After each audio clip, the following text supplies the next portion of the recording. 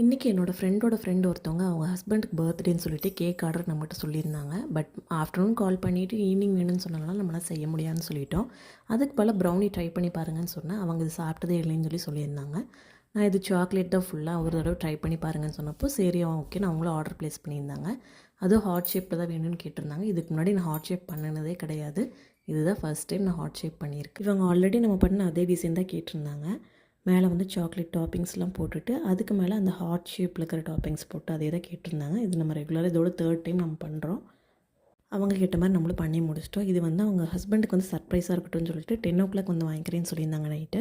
அவங்க பிரதர் அனுப்பி 10 o'clock வந்து வாங்கிட்டு போயிட்டாங்க.